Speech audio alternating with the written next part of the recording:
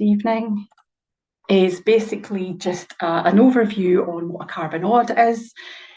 Why do we want to be doing carbon audits? What's the sort of reason behind it? And obviously whole farm plan is the most sort of kind of recent reason why a lot of farm businesses and crofters are doing carbon audits. So I'm going to do a brief overview about what's required for the whole farm plan carbon audit. But the main thing as well I want to sort of cover is we're going to be looking at AgriCalc. And what does AgriCalc generate in terms of results? Probably there's a few of you maybe on the webinar tonight have maybe had a carbon audit prepared using AgriCalc and maybe a little bit unsure about what that shows you. So we'll be sort of covering that and also looking at, what are the additional reasons for doing a carbon footprint. There is a requirement obviously to do one, farm businesses, but what additional benefits can you get out of that for doing a carbon audit? So just a sort of brief reminder of what a carbon audit is. It basically quantifies the greenhouse gas emissions.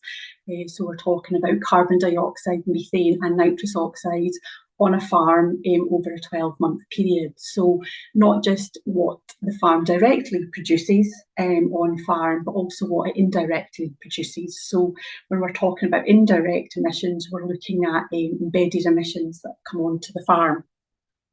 So just as I said, a little reminder, carbon dioxide is the burning of the fossil fuels, so that's our diesel use, petrol use, etc. But also there's carbon dioxide in the embedded emissions that come onto the farm, so in the manufacturing process of fertilisers or purchased feeds.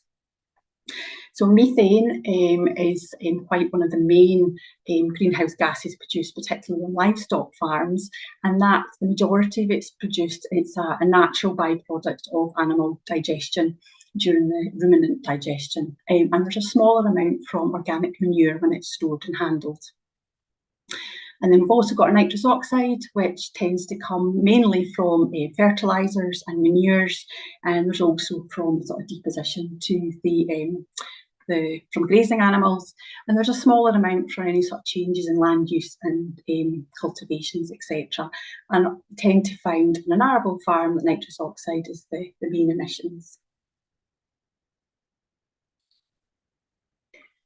So what does a carbon audit also, what's it generating?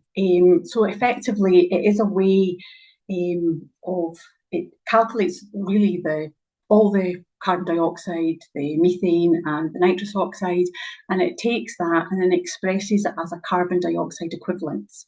So it puts it into sort of one sort of quantifiable emissions, and then it can either be for the whole farm, and it can be for an enterprise, or it can be for a product. So when you've got emissions for a product, then what you're getting greenhouse gas emissions divided by output, and then that gives you emissions per product, and that's commonly known as what we call a carbon footprint. So quite often you'll hear the terminology carbon audit, carbon footprint, and sometimes people kind of mix between the two. But really the carbon footprint is when we're talking about the emissions on a per product basis. We'll also get quite a lot of tools out there that will also quantify sequestration. So for example, from woodlands, hedges and changes to land use. And we've got a couple of slides later on when I'm going to go into that side of it in a little bit more detail with a view to, with what AgriCalc generates.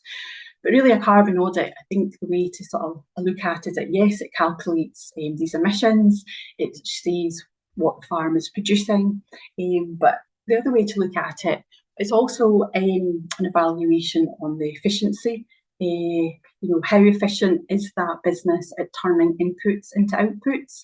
Because really that's where the emissions are coming from. Some of them are coming from inputs onto the farm, and obviously some of them are also being generated by processes that are happening on the farm. So generally we tend to find that the more efficient businesses tend to have lower carbon footprints. So once it's sort of an evaluation of business efficiency, then that can then help sort of identify any decision-making opportunities going forward, and maybe to any changes in livestock practices or land management as well. So what is required for a carbon audit? I mentioned basically a carbon audit is inputs and outputs. So I'm not going to go into these in any great detail. The webinar is not how to do a carbon audit, but effectively you will find that most tools out there take information on the land and crops. So the land areas of all the different crops, how much fertiliser has been applied to the crops, any lime, organic manure, pesticides, and crop yield. So the crop yield is important because when we're actually also concerned about output when we're looking at the carbon footprint. So we need to know what output in is as well. And obviously key, as you can imagine, is livestock, getting the livestock numbers, what the weights are, average live weights, purchases that have been made within the 12-month period, sales and deaths. And also a lot of carbon footprint tools collect information on performance data. Sometimes it's required in the tool for the calculations, but other times it's because it's useful just to give a little bit context behind the farm business and what's actually happening as well. Information on manure management. So when we talk about manure management in this context of carbon auditing, it's not actually how it's spread. It's more about how it's managed in terms of how it's stored. So is it on a slurry basis or is it FYM, for example? So that's what we're looking at when we talk about manure management. And also key inputs is obviously purchase feed and, if relevant, purchase bedding. And then looking at electricity, fuel and waste. So that is the quantities used by the farm business for its farming operations. And we do try and tend to advise people to make an allowance for domestic use. Certainly if businesses have got any enterprises that are non-farm related, maybe holiday cottages, etc., then it's important to try and make a deduction and allow and not include them figures within the farm carbon footprint. So yeah, information typically on fuel, red diesel, white diesel, petrol. And it's all information that is readily available from farm records. So, for example, from the SAF, where you'll find all your field areas. There could be information on the grant application, maybe all the hedges have been measured, so there's information on that, the woodlands, etc. Invoices are key sources because you'll have information on the purchases and the sales. The farm diary, maybe farmers like yourselves have made a note of what the scanning percent was, and other sort of useful information within a diary. So as you can see there's quite a range of on-farm record keeping that's used, and that's where all the information came from. So as I said, I'm not going to go into detail anymore about what's required for the carbon audit or how to do one, but there's a really useful guide being prepared and is available on the Farming Service FES website, and it's about how to get prepared for the carbon audit, and it's a really good useful resource, so it's worth looking at if, for example, you've never done a carbon audit before. It's a good starting point. It gives you an overview of all the information that's required.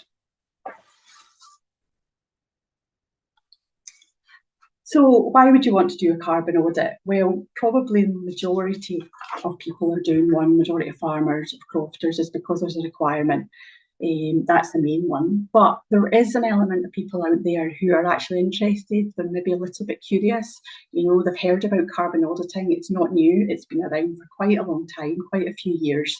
And maybe they're just going, you know what, I'm a bit curious. What is my carbon audit for my farm?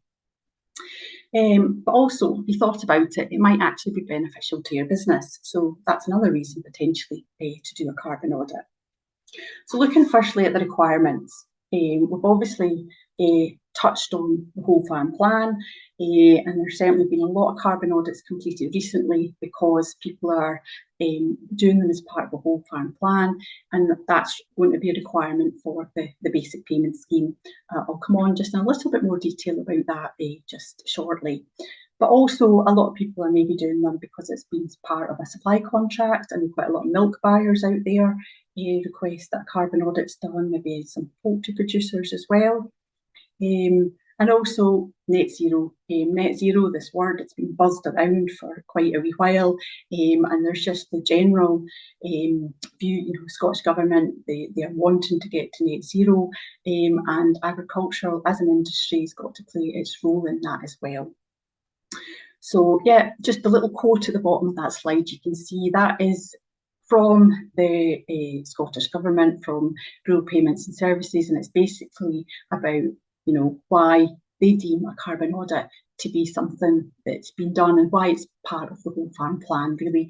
And just reiterating, it's a measure of efficiency, and perhaps it can be used, and it's a good tool for sort of signposting for improvements to be made. Yeah, and I said interest. So there's just, as I said, people who are actually just think, I want to make my business a bit greener. What can I be doing? And people who recognise that climate change is an issue. We've got a storm brewing. It's coming tomorrow. Is there more storms now because of climate change, etc. Whatever. Whatever people believe, the climate definitely is changing. So what can be done to help? But the bit that we're sort of wanting to focus on really as well, sort of later on within this webinar, is the beneficial bit. What is it about a carbon audit that could be beneficial to your business? Okay, we've got securing future subsidies without a doubt. Yes, the whole farm plan with regards to the basic payment scheme, there is the requirement there. But the fact is it identifies and allows you to know where emissions are higher or lower, particularly if they're benchmarked against other businesses, or maybe you've had a carbon audit done before, so it'll then show where emissions are higher or lower compared to that previous carbon audit.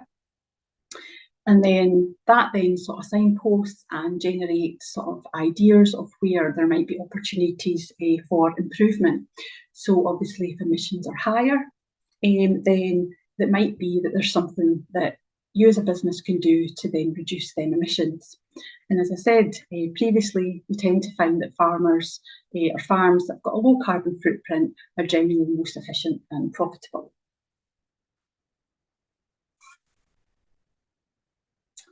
So just a little bit on the whole farm plan carbon audit.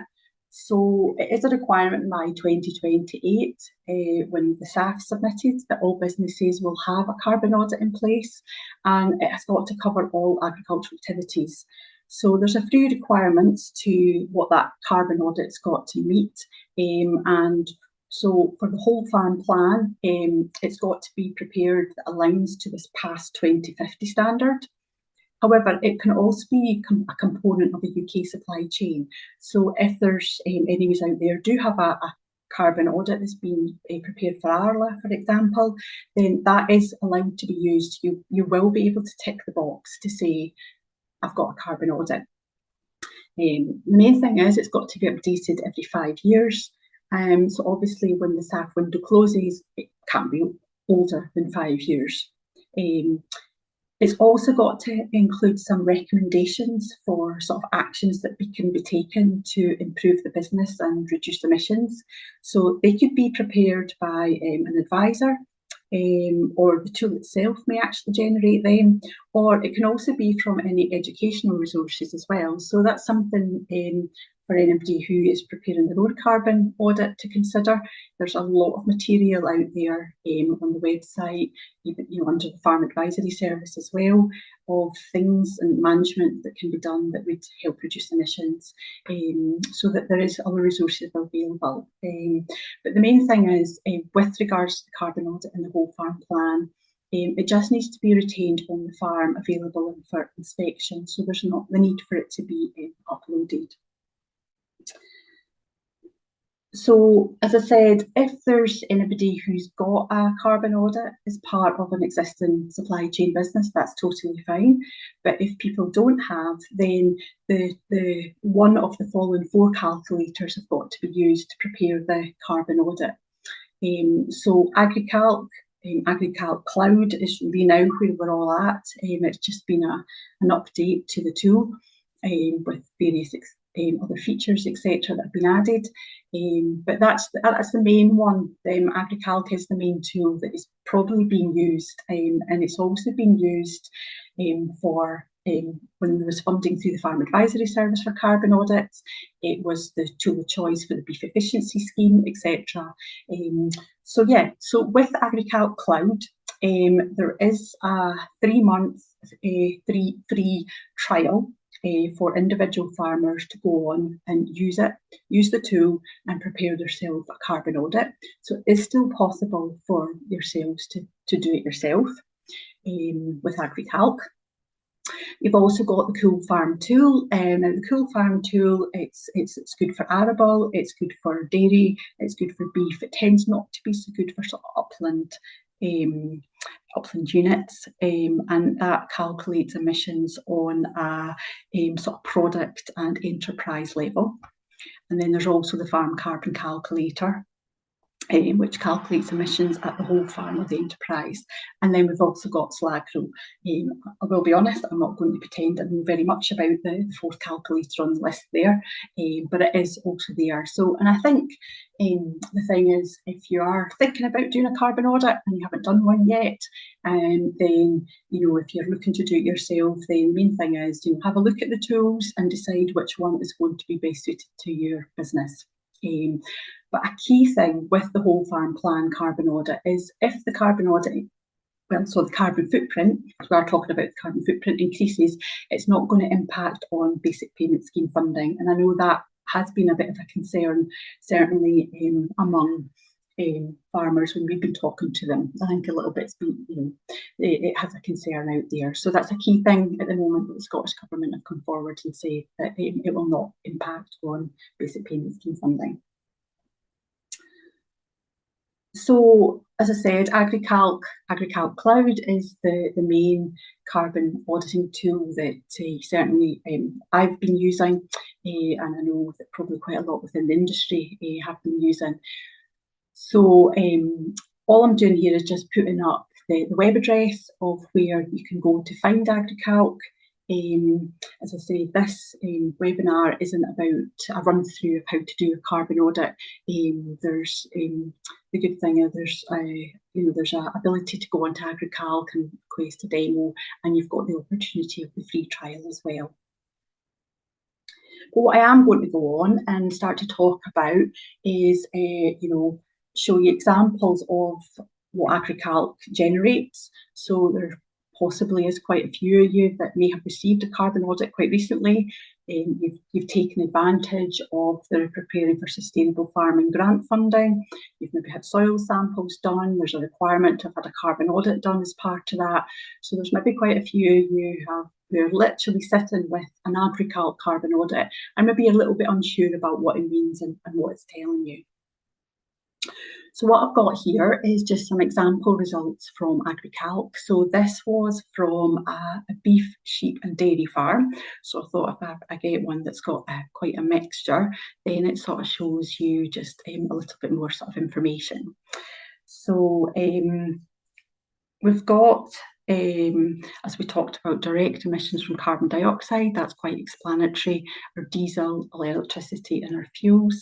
So when you go into the results section and you start to go into the tables, or if you've had that's if you're doing it yourself, but if you've got a PDF report that's been prepared by a consultant, then the chances are you'll be having these tables as well. So it's just really all it's doing in the tables is just detailing out where the individual sources emissions are, and then it obviously splits it up into the various enterprises. And if there was any sort of renewables, then that's separated out as well. And then our indirect carbon dioxide emissions, then as I mentioned before, we're looking at our embedded emissions associated with that. So our fertilisers, our lime, pesticide use on the farm, bedding, feed, and what they've done with AgriCalc Cloud is they've split out some of the energy a little bit from in part of the embedded process. And there's also pesticide use disposal, so that's and carcass disposal, so that's a sort of end of life fate as well.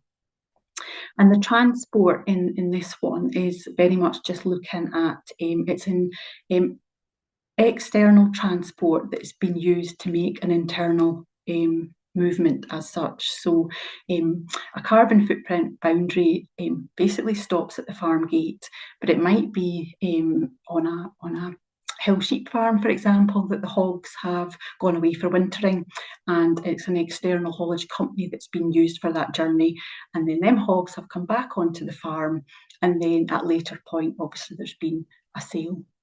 So that's where that information is correct. So the transport doesn't relate to any other sort of on-farm transport other than that scenario. So we're looking here at methane. Now methane, as I said, on a livestock farm is the largest source of emissions. So we've got our feed digestion, which is our enteric fermentation. So that tends to be the greatest source of emissions. And then you've got your manure management. So as I said before, when we're talking about manure management, we're talking about the storage of the manures. Is it slurry? Is it FYM? And also it also includes the deposition on the land to a smaller extent. So when you'll notice there's this GWP 100. You might be thinking, well, what does that mean? Well, that's the global warming potential. So that describes how much impact a gas will have on atmospheric warming over time compared to CO2. So obviously this is the average warming over 100 years when it's global warming potential of 100. And there's obviously different like global warming potential of nitrous oxide, that's much greater, like that's 298 or thereabouts. But you'll notice on the right hand side of that table there's a GWP total methane, and that figure in some cases is really quite significantly lower. For example, for beef it's significantly higher for sheep, and fairly similar to the dairy. This is a new parameter that they've added in within AgriCalc, but it's all just about modelling, and the ultimate with the aim of the GWP is it tries to kind of better model the impacts of methane within the environment. But what you will find is when AgriCalc totals all the results for the farm, it is using the GWP 100 figure, not the total methane. So moving on to nitrous oxide, so imported fertilisers and manures, that's quite explanatory, and that's from obviously the spreading of them products. And then we've got grazing, manure spreading and manure management, and manure management's back to like the storage of the manure as well. There's a degree of nitrous oxide coming from the manure and obviously the storage. And crop residues. So crop residues are effectively the unharvested element of a crop. So it's maybe more easy to think about it when we're thinking of a stubble.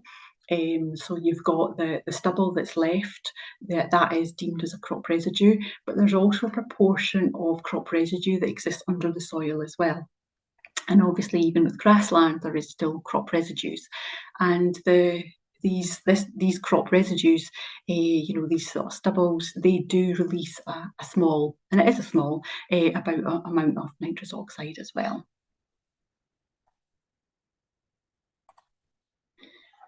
So within AgriCalc, I mentioned before, like hedges and woodland and soil carbon. So it does look at carbon stock changes. In that the beef, sheep and dairy farm, they didn't have any hedges that were sequestering carbon, and we didn't actually calculate anything to do with soil carbon. It is an optional feature within AgriCalc.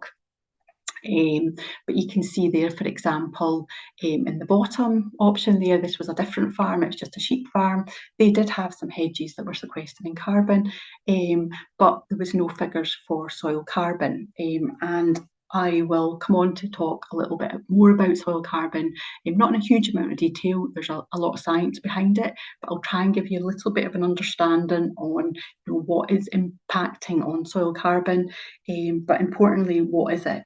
As well. So we'll come on to that just shortly.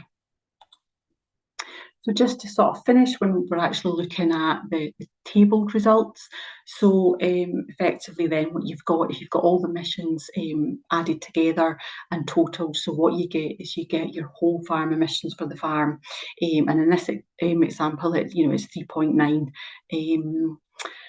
69037, and that is kilograms of CO2. So that's what that is total kilograms of CO2.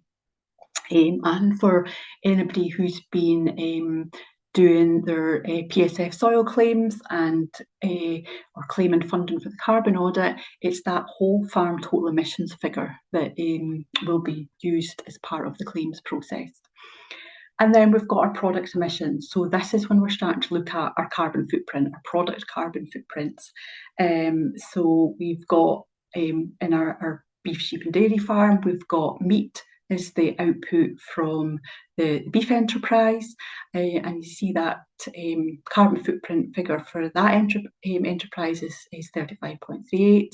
And then for sheep, we've got two products. We've got our meat and we've got our wool.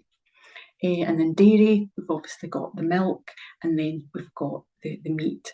And when we move on to sort of benchmarking, what AgriCalc looks at, it looks at the main commodity, the main output. So it's always going to be the meat that's benchmarked, and it's always going to be the milk that's benchmarked for the dairy. So what about carbon stocks and AgriCalc? So it calculates sequestration, really, and that's what we're talking about here, sequestration of the woodland. So that's broadleaf woodland, it's conifer woodland, and it's from all ages. So a 1 hectare of woodland will sequester 9,231 kilograms of CO2.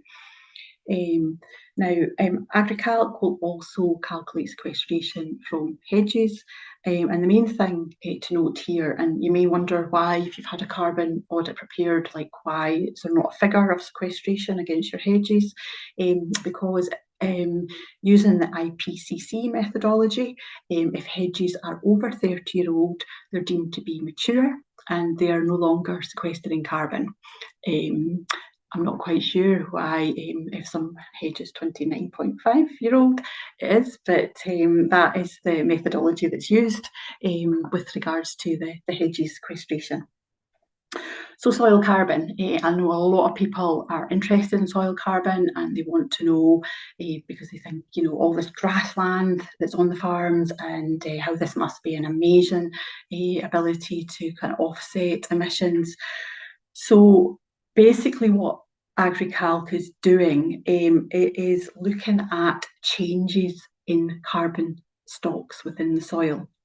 And it determines whether the farm is maintaining, increasing or decreasing soil carbon levels over a 20-year period, and that can be influenced by changes to farm management. So it's no longer really giving farm businesses a flat rate soil carbon figure. It tends to be that it's been calculated if there's management changes that have taken place over a 20-year period, and that's when we're starting to see figures coming through for soil carbon.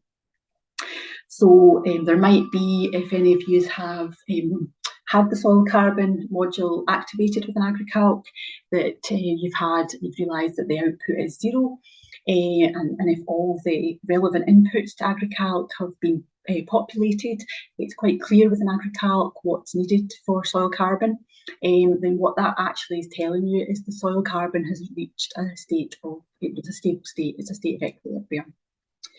So if we're looking at a grassland farm, then what is going to impact on soil carbon? What can you do that is going to make your soil carbon an additional positive and generate a result? So the obvious one is arable land being converted into grassland.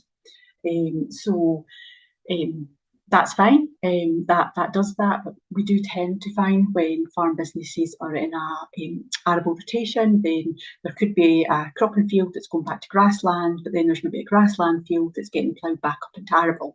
So at a whole farm level, really, we're not seeing an increase in soil carbon.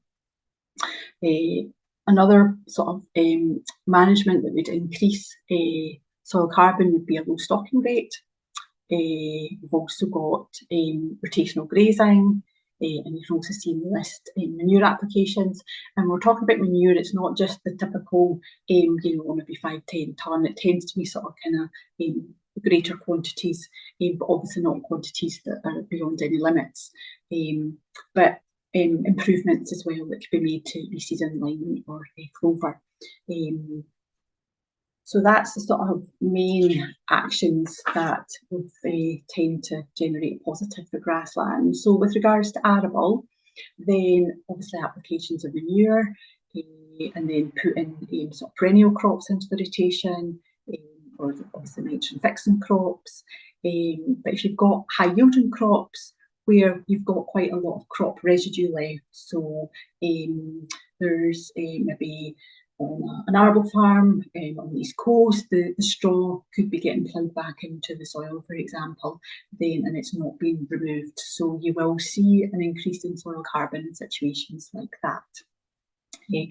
But obviously, we do tend to find on arable farms that unless there's a positive management being done, that you'll find that soil carbon will potentially decrease more because it's a greater amount is being taken away than is being reintroduced. I'm not going to go any more details about the soil carbon module. It's quite in depth, but there's a really, really good resource within AgriCalc, and I've put the web page at the bottom there, and it gives you a complete guide to soil carbon. So it's definitely worth sort of looking into that to see what it says with regards to soil carbon. So also, okay, so we've got lots of tables, but AgriCalc will also generate some nice charts. So yeah, fairly self-explanatory. This is a whole farm. This is at the whole farm level. It's got our total emissions. It's telling us that the dairy enterprise has got the highest emissions, and that, as we'd expect, this is a livestock farm, so we would expect methane to be generating the most emissions. And as I said earlier, emissions from feed digestion tend to be the greatest source. But drilling down a little bit more detail, you'll get a chart, for example, this. So, as I said, feed digestion, you've got is the greatest source. And that's methane. Back to the fact that that's methane during feed digestion. And we've got our manure management. So manure management, there's manure management, it's nitrous oxide, and there's also carbon dioxide as well being added together to generate that figure. And then fertiliser, it's the embedded emissions, so the carbon dioxide, but it's also the nitrous oxide from spreading. And then our embedded emissions, purchase feed, purchase bedding, and then fuel use, electricity use, and then other. So we're looking at other, that is dead stock. It's also plastic, so dead stock and plastic disposal. Lime, if any lime's been applied, and fuel used by external contractors. So this is again looking at the whole farm. So when we look at just at an enterprise level, we've got some charts here which are just specifically looking at the beef carbon footprint. So the main one to sort of focus on within this is the bar chart in the middle, where you can start to see this is where the benchmarking is coming in. So you've got the farm results compared to the average of the other enterprises that are in AgriCalc. So what I'm going to do over the next couple of slides is show you in more detail the sort of table format that probably in the reports that you've got, and sort of just a little bit of explanation about what these are telling us. So we've got basically the table, the bar chart format here in the table, and you can start to see where emissions are higher and lower, and there's also got the opportunity level of potential for this farm business to make a reduction. So you will notice there, for example, fertiliser, the farm is 2.65 and the benchmark is 2.66 or the average, and it's coming up as a medium opportunity level. So AgriCalc the medium opportunity level is being derived when emissions are 25% lower than the average, and then 25% higher is the medium. Low is when it's lower than 25%, and higher is when it's higher than 25%. So looking really at, well, okay, so what potentially could this farm business do to reduce feed digestion, emissions from feed digestion? We've already identified that emissions from feed digestion is the main source of emissions. So what potentially can be done? So one of the key things to reduce emissions from feed digestion is to reduce the number of unproductive livestock on the farm. So the two main parameters driving emissions from feed digestion is the number of stock on the farm, and it's also the average live weight. So, okay, yes, you could cut livestock numbers, but why would you want to cut livestock numbers of productive stock? That's going to affect output. So really, to be honest, you might reduce total emissions, but your carbon footprint's not going to improve. But definitely reducing the number of unproductive stock on the farm is beneficial. Okay, reducing the size of the animals, yeah, okay, because there need to be the big 700, 750 cows out there. Reducing the average live weight of the suckler cows is a potential way. So it's not I would say it's probably it's not an easy one to reduce emissions from, which is one of the main sources, but there is certainly ways it can be done. But when it comes to the way we sort of advise people when it comes to trying to reduce emissions is, let's look at this as, right, we're trying to not reduce total emissions. What we're trying to do here is improve efficiency. So what we want to be doing is looking at how can we reduce that carbon footprint. So anything that can be done, any management can be done that's going to reduce output will, for either no increase in inputs or a very smaller increase in inputs, will reduce the carbon footprint, but it'll also reduce emissions on a per kilogram of output basis for all them sources.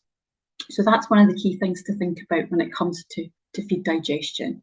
It might not be possible, to reduce the size of the cows. Maybe you're not really carrying any unproductive stock anyway, so you're quite limited to what you could do.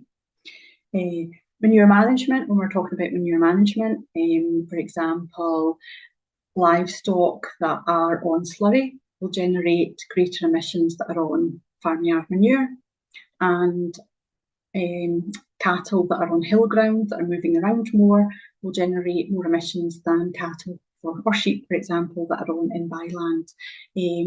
That's just the way the emission factors work within the tool, within the calculations. So again, quite possible that there's not anything that you can do with regards to that.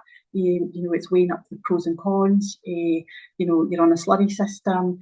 Okay, you can move to FYM, but the system's set up for slurry. Then have to start to buy in straw. So there's a lot of things to think about.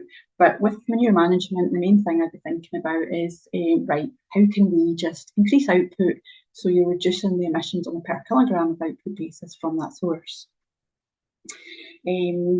So the rest are fairly sort of explanatory, feed, bedding, etc. So I'm going to come on quite soon to some examples of management that can be done with examples of savings that have been made on farm businesses from implementing them changes. But I just also want to highlight one other thing when it comes to looking at these results and understanding what they mean is that, in some cases, the product carbon footprint could be really quite high. And it might be you're thinking, I feel like I'm quite efficient. The other KPIs I'm going to show you in the next slide are all looking fairly good. And then it might just be that, for example, we've got the scenario that if replacements are purchased onto the farm, then that actually reduces the output. So we're looking at net output. So it is total sales minus the weight of purchases, so it's a net output. And if then replacements haven't started to generate a saleable stock, then you will find that the emissions are higher in that year. But that's totally fine. It can be explained. So in situations like that, then it's quite important then to sort of look at the kind of KPI benchmarks that have been generated within AgriCalc. So, for example, you can see here sort of the kind of performance indicators that the tool generates. You've got your sale weights, you've got purchase feed use, kilograms per cow, live weight gains, mortality, calving percent, and cull cow rate. And I usually a quite a useful starting point I find with this, when looking at this results and understanding what they mean and what might be the case, is looking at what is the total net output and dividing that by the number of breeding stock, and finding out, what is the output per cow and how does that compare. And if output is higher, then that's good. And is that then backed up by the fact that the calving percentage is good, mortality is low, sale weights are good. So it's very much sort of kind of looking at these indicators in conjunction with the emission results and trying to kind of establish what's going on the farms and see where we go.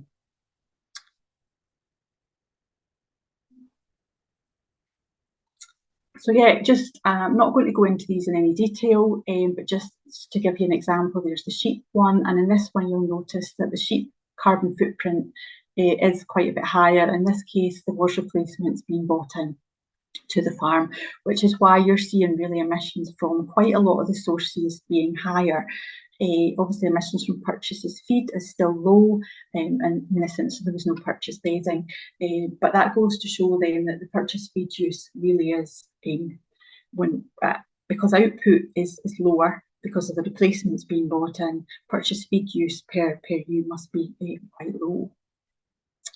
And as you can see there, purchase feed use per kilogram of ewe is low.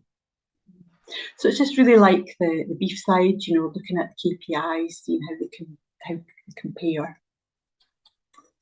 And then we've got obviously the dairy side.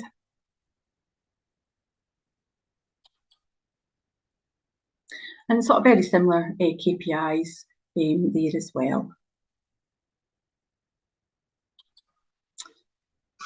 So the key thing really is that the benchmarking, as I've sort of highlighted and showed you, it sort of highlights where emissions and performance is higher or lower. And that's the starting point, looking at that. But the main thing is it's the discussion. It's a discussion with yourselves that's important. That just gives us a little bit of like, okay, throws questions at it. It's like, right, why is that higher? Why is output potentially lower? You've not bought any replacements. What's sale weights aren't so good. So it's chat. It's the good chat about what's actually happening on the farm, what management is happening, age of calving percent, mortality. Has there been any particular issues in that year? That 12-month period, because at the end of the day it is a snapshot, it's a 12-month period. Has emissions the reason why they're higher or performance lower? Might be particularly bad lambing, weather related, but there could have been an outbreak of disease. There might have been a bull or a ram not working particularly well. So yeah, it's always good to just sort of try and identify, right, well, what is the reasons? And genuinely, then there could be some really good reasons why. Ultimately, question to be asked, is there scope to actually make a change? Could we start to reduce some of them emissions, whether it's total emissions or whether it's emissions on a kilogram of output basis, which by improving performance, particularly with regards to livestock, that's what we'd be certainly achieving. So just to sort of run through some examples of mitigation actions and benefits. So this is beef. So effectively, just the first one is looking at reducing mortality. Quite a few sort of management things that can be done to reduce mortality. And the benefit of that being that there's an increase in the number of calves reared, hence sold, which will increase output from the farm and reducing the carbon footprint. Reducing the age of calving down to 24 months. So this is about reducing, I should say, the number of livestock that's being carried on the farm that is not productive or is not yet producing, and getting that producing rate or the producing age lower. So something like this would definitely start to see a reduction in feed digestion. So just an example, on a beef farm, dropping from 36 to 24 months gives you an example of sort of savings that could be made. And obviously, it's appreciated, there's a lot of management goes in. There's not many people that can drop it straight down. It's a gradual process. There's a lot of management involved in making sure that heifer is at the right sort of mature frame and size and weight to be ready to put to the bull at the right age, making sure nutrition is correct and everything as well. So with regards to sheep, looking at again in improving fertility, so anything that's improving fertility, then you were looking at more lambs for slaughter, so spreading emissions over spreading emissions over the number of kilograms of output sold. Implement a strict killing regime. There is some farm businesses out there, not just with sheep, but with beef, have a very strict cull policy. And it's all about just getting the right good genetics, temperament, etc. in. So just culling problem animals is going to improve the herd genetics over time, which then ultimately will increase output as well and reducing the carbon footprint.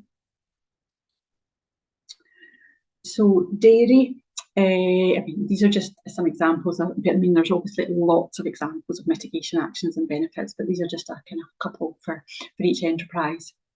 But improving forage quality, is it possible to take more cuts and but more of a multi-cut system, taking grass younger? Obviously that comes weighing up the cost of the contractor coming in, or the extra fuel use if you're doing it yourself. Obviously the extra travelling on the ground, is that going to result in more compaction? So there is a lot of things to consider. But it's an option, and it does deliver benefits in the right situation. Reseeding older swards, using more sort of higher sugar grasses will reduce methane emissions and nitrous oxide emissions. And all that obviously as well. If you can improve forage quality, then it's about increasing output. And there might be the knock-on also benefit of reducing the need for bottom concentrates. But just looking at a sort of energy potential saving, then moving to a vacuum pump, not using variable speed as opposed to the vacuum pump, then that will reduce energy use quite significantly, and HDB have found that that's between 40 and 70% by using a variable speed controlled vacuum pump. But obviously with that, you've got to think about, what's the capital costs of the equipment, and then the need for potential three-phase electricity as well. So with regards to grassland, looking at sort of herbal lays, multi-species swards, sort of chicory and plantain. We know that there's already sort of kind of livestock benefits to sheep on sort of mixtures like that, sort of worming benefits. But it's about improving the quality of the pasture. And there's a project that has been done that shows that if a multi-species sward can generate the same yield as a ryegrass sward for way less amount of bag nitrogen applied, and it's also producing heavier lambs at weaning. So a really good positive result from that action. Rotational grazing. Sort of paddock grazing system, like going from a 3-day shift to a 21 21-day rest period, then there's quite an increase in utilisation compared to set stock, and obviously an increase in pasture yield as well. So, and then just moving on to the last example, we've got fertiliser. So the most of the previous ones have been very much about looking at increasing output, where anything that can be done to fertiliser, it can also be increasing output, but it's also would be reducing inputs, which we would see the impact on the carbon footprint as well. So variable rate applications, whether it be fertiliser or lime, then ultimately getting a kind of even status of nutrients across the field. But there has been work done by SRUC researchers that have shown that using variable rate for, it's actually nitrogen in this case and lime, but it can provide more than 100 kilograms of CO2 savings per hectare.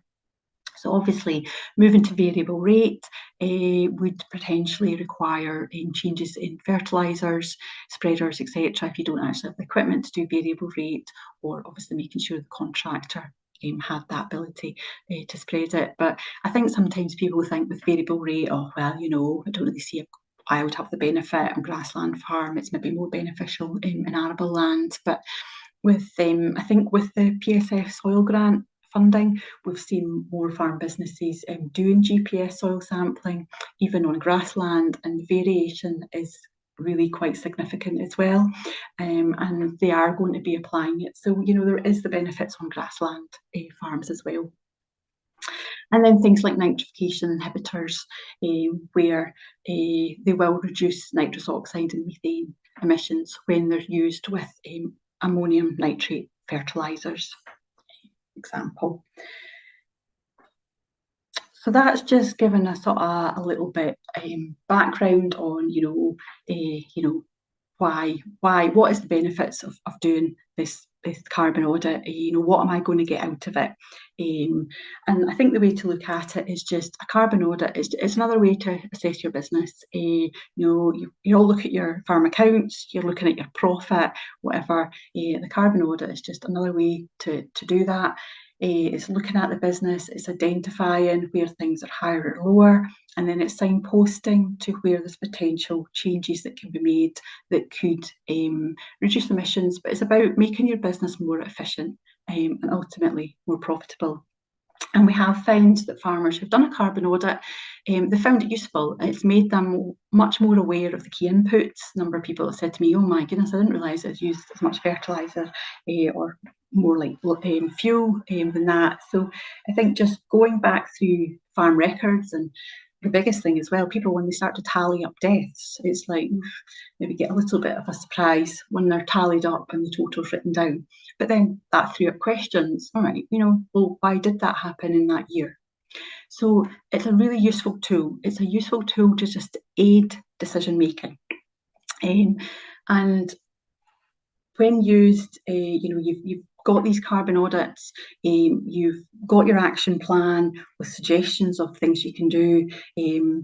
But the thing to do then is tap into that FAS specialist advice. And that is there. There's quite a few options with £1,600 available, and you can use to assist your business to take them actions forward. It's maybe you actually do want to reduce your age of calving, and you're looking for that advice from the nutritionist just to see what you could do. So that's a really sort of useful extra source of funding that's available out there that's definitely worth tapping into. But also, like it or not, unfortunately, I don't think it is unfortunately, carbon audits, they are useful, but they are here to stay. And it is a requirement of future grant applications. So it's not a tick box, and I know a lot of people do deem it to be a tick box, but there is definitely benefits from the farm business. And the benefits, if you're using a consultant, is that time with the consultant to chat about things and what can be done. So yeah, I've got a question there that one of the tools includes renewables as well. AgriCalc doesn't. So AgriCalc does does calculate renewables, but it's just not fully taken into consideration in the results. So you're just not seeing it as that line at the bottom that is taking the emissions off. But where you will be seeing it is if it's the way it's entered. So you've got the emissions from electricity, for example, which is the main grid source. Well, that will be, obviously it should be less if you're using renewables. But if there's anything more with regard to renewables, certainly I'd be, I can make some inquiries within AgriCalc, but it does, it's just maybe not to the same level as that. What is the units these are measured in? Right, so I'm going to assume that you're referring to the carbon footprints. That's kilograms of CO2 equivalents, carbon dioxide equivalents, kilograms of carbon dioxide equivalents. Hopefully that answers that question. So yes, okay, FAS carbon audit funding become available then. So I am not aware that FAS will be funding carbon audits again.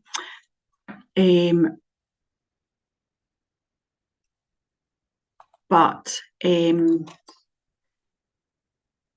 there is the potential, all the money being claimed under the PSF scheme has not, obviously, because all the claims haven't been put in, so there is a pot of money that's been allocated to the PSF scheme, and that is not yet been fully identified what it is. So we may find that there is a surplus pot of money under PSF. The Scottish Government may top that pot up. So I can't say for definite, but I do believe the NFU really believe and are saying that there will be funding potentially through PSF, but we can't say for definite. All we know at the moment is that the pot of money, we don't know where we're at with that pot of money. The Scottish Government don't know where they're at, so there may be, it's a maybe. So if there is PSF funding does become available again, then the chances are it won't be through the Farm Advisory Service. So hopefully that answers that question. I'll just type unknown, maybe through future PSF. Okay. Finishing units that buy, sell different numbers of stock in the year, assess, produce some strange figures. Is there a way of taking this into account? Yeah, it's the important thing with that would be getting the average number right. And that's the only way you can make it as accurate as possible. So using the monthly stock totals, but obviously if there's stock coming on and off within the month, you're then starting to drill into days. So it's maybe not a complete easy way of taking that into account. I haven't personally seen too many strange figures, but it's probably got a lot to do with the average number and the way it's coming on, and I would say timing of sales as well with regards to the numbers coming on is probably the key thing. As for trying to adjust for it, it'll be about just trying to make that average number as accurate as possible. Okay. Yes, okay, kilograms, yes. Measures tons of steel and cubes of cement in calculations, yeah, okay. Yes, AgriCalc doesn't do that, no. That's fine, yep. Really good point. The tools do different things, and it is about identifying what tool you find is the best for your business. Okay, well, thank you very much, everyone, and I just wish you all a pleasant rest of this evening, and stay safe in the storm tomorrow, and I hope there's not too many issues. But thank you.